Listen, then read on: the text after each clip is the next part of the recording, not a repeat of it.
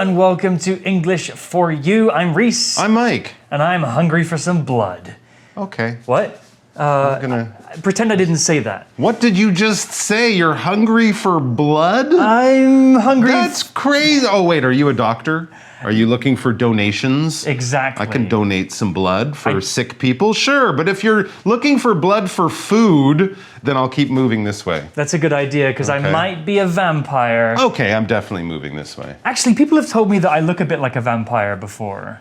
Who's that guy in the movie? In a good way? Yeah, I guess. Robert Pattinson. You look great, just like a vampire. What? Who? Why are we talking? Oh, Twilight. Twilight. He's like really handsome, right? Okay. So yeah. I guess it's a compliment. I guess that's not a bad thing, I suppose. Maybe it's also just because your skin is really pale. It's quite pale. Yeah, I'm a white guy. Okay. We're talking about vampires because today's article is about vampires and their bloody history. And if you didn't get it by the hint, vampires are those creatures that like to drink blood. Yeah, absolutely. Now, a lot of us know vampires from movies and television shows like Twilight and things like that, but actually vampires have a much longer and very interesting history that we're going to be reading and learning about. Well, let's get into the article and find out where these blood-sucking creatures come from.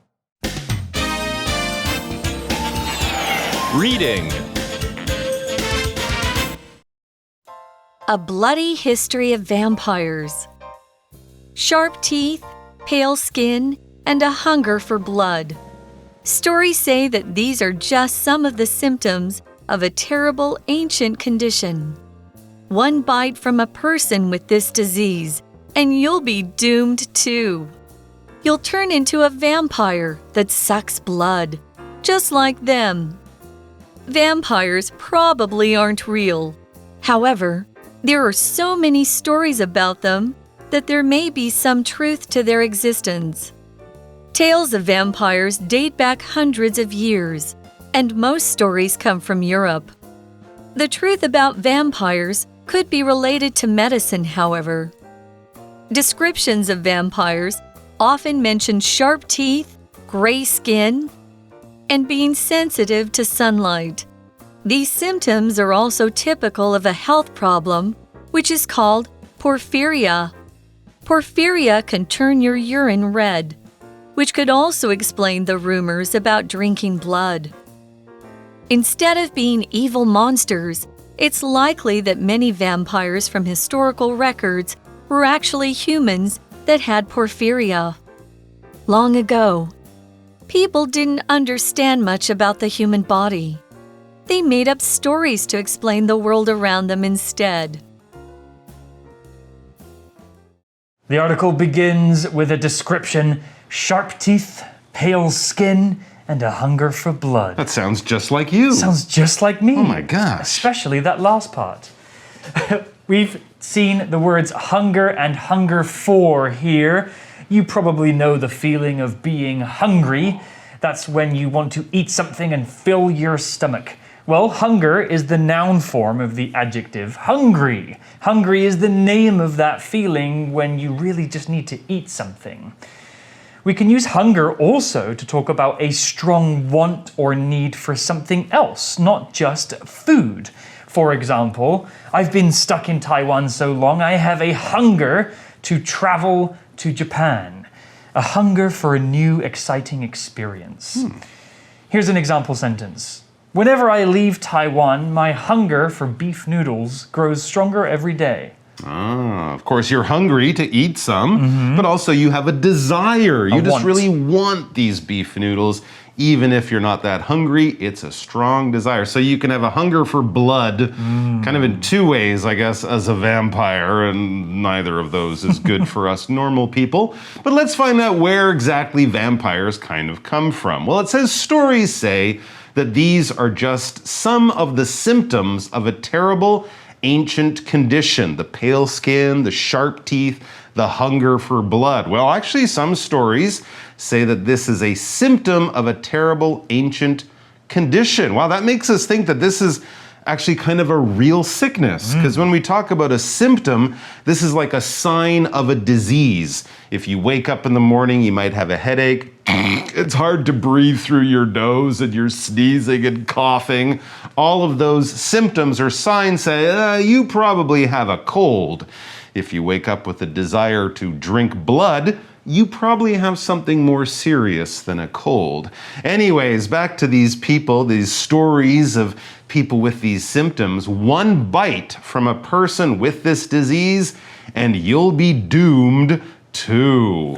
This is not good. All right, so we know that a symptom, yes, is a sign of a disease or an illness of some kind. And when you have a condition, well, that can actually kind of be like a sickness or an illness.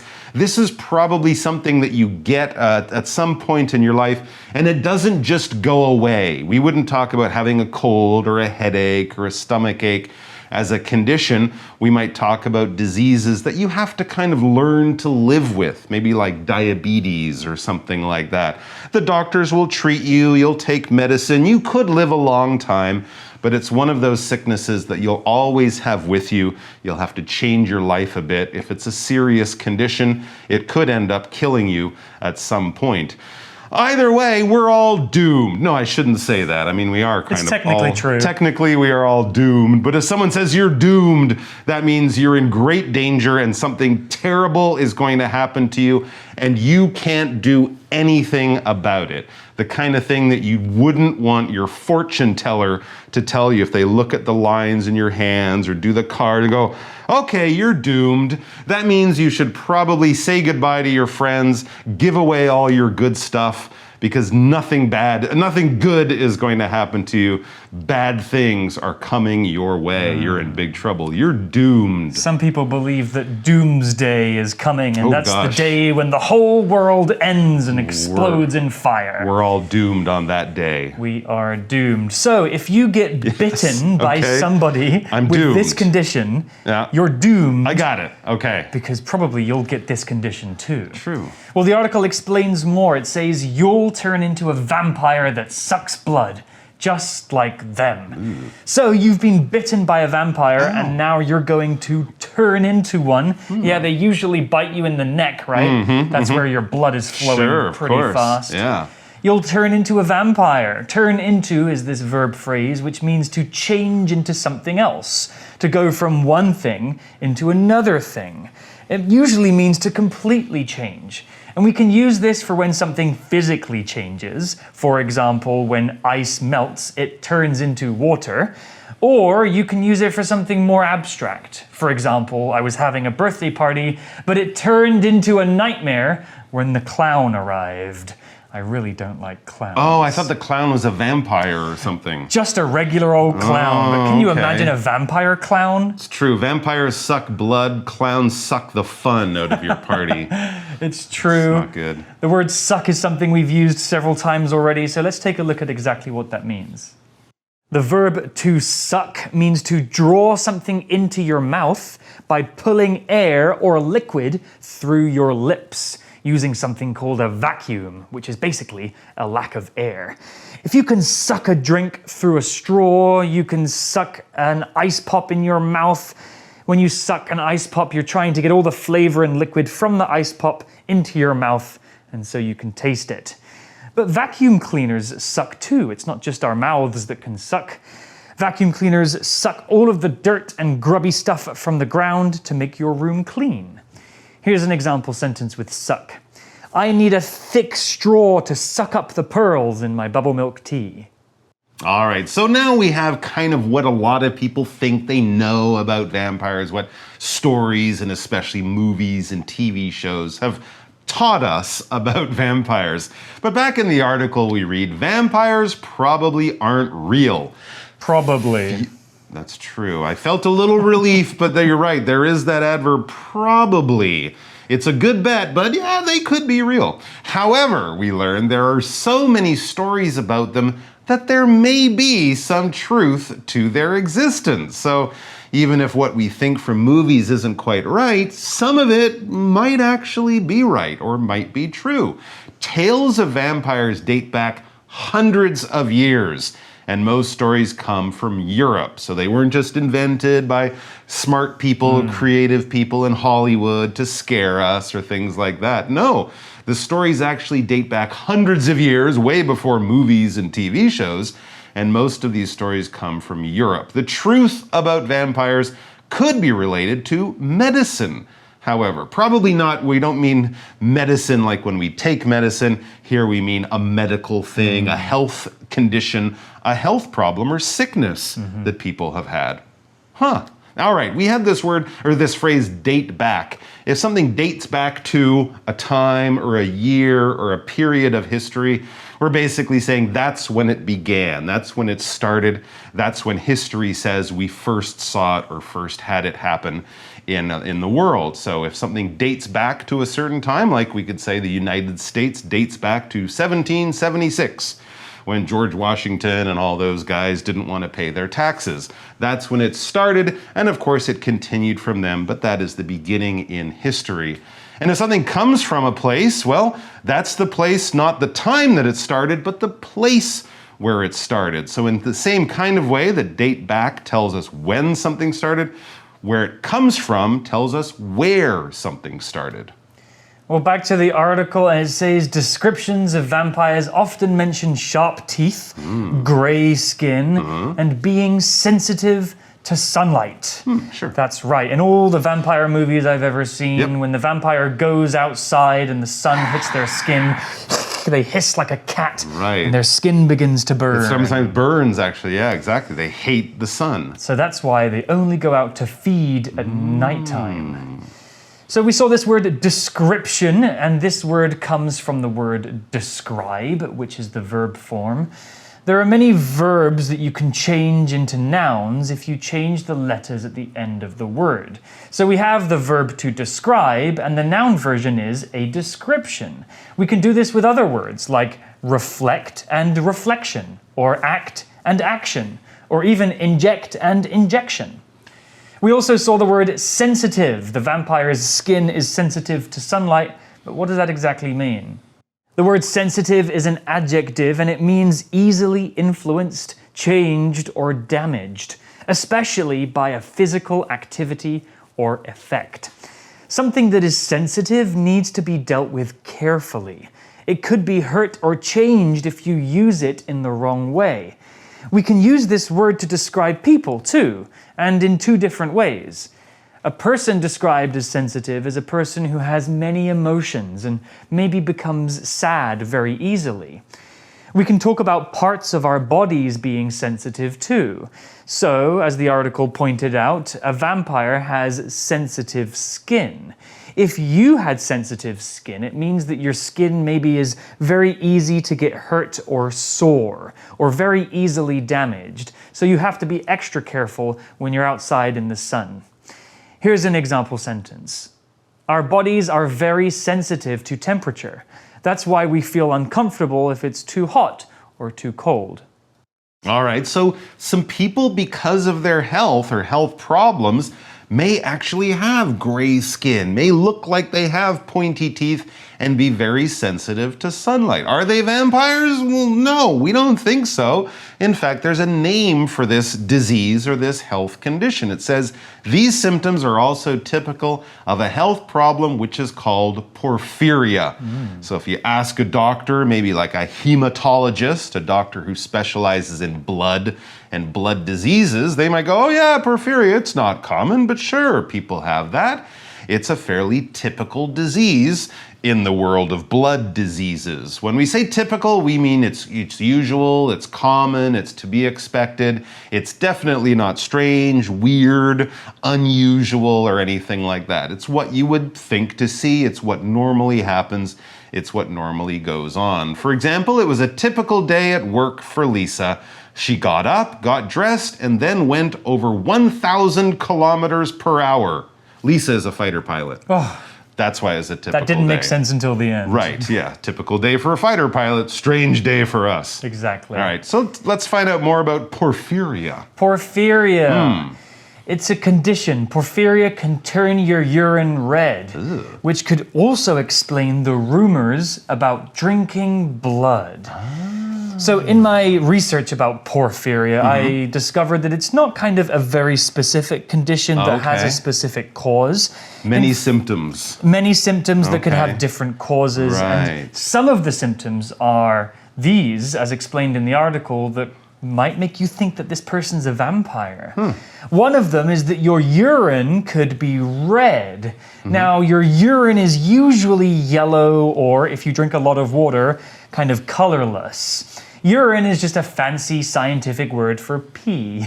You mean meow meow? Yeah, meow meow, the stuff that comes out of your body when you don't need it anymore. Sure, okay. So pee comes out of your body and it gets rid of the waste, and we can call it urine if we're trying to be very proper. We also saw the word rumor. A rumor is a piece of information that people are currently talking about, and it may or may not be true. A rumor is kind of like gossip, 八卦. Some information about somebody that has not been proven to be true, but people still like to talk about it. For example, hey guys, did you know that Mike likes to eat his own burgers? It's true. It's definitely true. They're made of chocolate. Then can I have some? I have a very strange medical condition. My boogers are pure chocolate. Chocolate boogers. No, I don't think that's true. Well, a rumor could be true, right? It could be true. That one's not, but they could be true. It could be true, but it's yet to be proven. There's no evidence for it.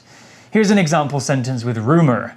Everybody in my school is talking about the rumor that Mr. Grant was fired from his job. Did you hear about Mr. Grant? Yeah, I heard he was doing terrible things like stealing classroom supplies. Right, and eating his boogers. Ugh, he should be fired. All right, back to the article. So, porphyria is a real medical condition. It's not about vampires, but it does have these strange symptoms. And I guess hundreds of years ago, some of these things could have been very scary for other people. Yeah. Right? So I guess that's kind of the thing that happens. It says instead of being evil monsters, it's likely that many vampires from historical records were actually humans that had porphyria. Which is kind of sad when you think about it. These people already have this terrible medical condition, and everyone in the town thinks that they're a monster or a vampire. It was really just a health problem. Very, very interesting. All right, let's look at our language in focus section here. All right, so here we had this phrase, instead of. Now we also have the word instead, and they can be used in fairly similar ways. In both of these cases, we're kind of talking about options. We're talking about an option A and an option B. And probably with one of those options, there's a problem. There's a choice to be made. There's something you could do this way or that way, but you decide to do it the second way. And that might be a little surprising or a little different from how you would normally do it. With instead of, we can generally just add a verb ing type of thing to the end there to say we're doing this action and not doing that action, or we're doing this action in the place of the other one. For example, instead of taking the bus, Maggie decided to walk home because the weather was nice. So normally she would take the bus, but instead of doing that, she decided to walk. And then we also had instead. Now instead is the one that we would use in a more direct, let's do B instead of A. For example, the strawberry ice cream is sold out. Let's order chocolate instead. All right, so we're gonna do the B because we can't do the A, or we choose not to do the A. All right, so instead of being monsters, these people probably just were sick with porphyria, okay? Because really in the world, as we know, and certainly as science tells us quite often, monsters are not real. Monsters, though, are something we get from stories, from legends, from myths, from those things that people tell us to scare us a little bit. And generally when we think of monsters, yeah, we think of things from storybooks and movies that are big, scary, dangerous, kind of an animal, but also kind of really not an animal. I mean, I guess you could say that a shark is a monster or a hungry lion, but not really. It would be more like if you take a lion and a shark, combine them together so you have a big hairy fish with giant teeth. Wow. That would be a monster. That would be for scary. sure. It's not real, it comes from stories, but it's scary. For example, do you believe that the monster called Bigfoot or Sasquatch is actually real. I don't think it is, but I would like to believe it. It would be nice if it was. Wouldn't that be cool if you found like a giant new animal living in the forest? Unless it was going to eat you, it would be kind of interesting. But I think it might be a monster just from people's imaginations. I think so too. Well, back to the article, and it says, long ago, people didn't understand much about the human body. They made up stories to explain the world around them instead. And we didn't do this just with our bodies, we did this with the world in general, right? Before we understood how the Earth worked and other planets and stars and suns, we made up stories to talk about where these things come from. So if you met somebody 500 years ago who had red pee, sharp teeth, pale skin, they didn't like to go into the sun. Monster! You might just think that they were a monster. So we have this phrase here, to make up something or to make something up.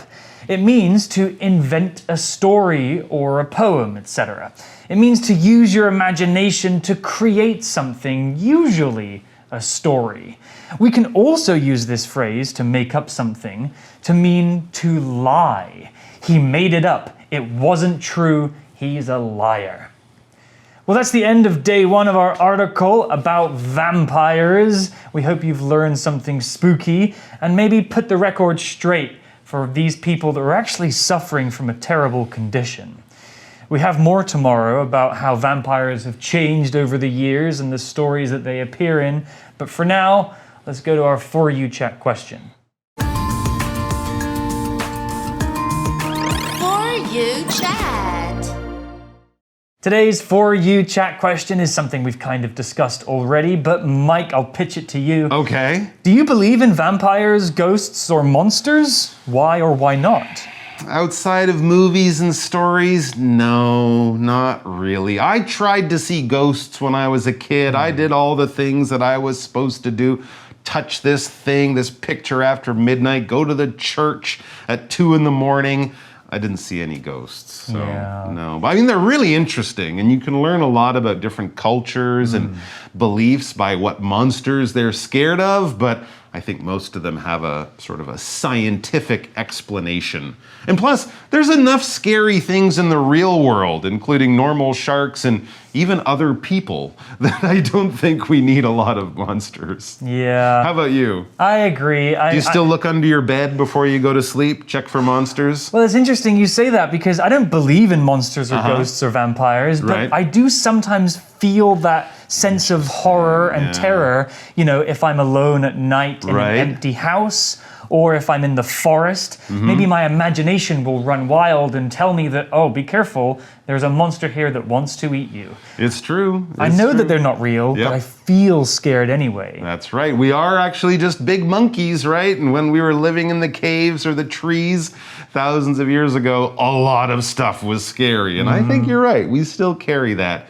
in our brains. Whenever I have to go to a basement and then I turn the lights off and I'm climbing the stairs, you're always like, oh, at the top of the stairs because you think there's a monster there. There isn't, but there might be. There might be. Yep. Well, that's all we have. We'll see you tomorrow for day 2 and we'll learn more about vampires in film and literature. Vocabulary Review. Hunger. Ellis says that the key to his success was his hunger for money. It pushed him to always want more. Suck.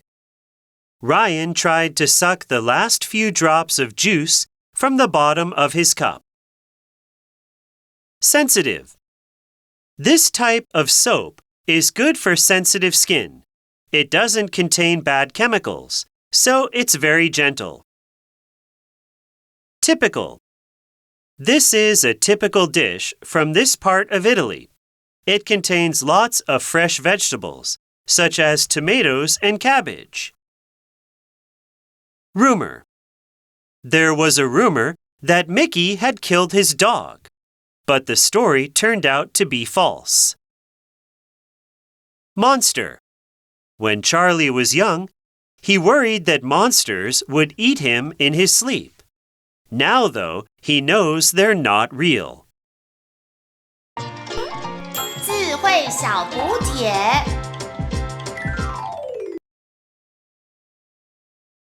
symptom, doomed, urine.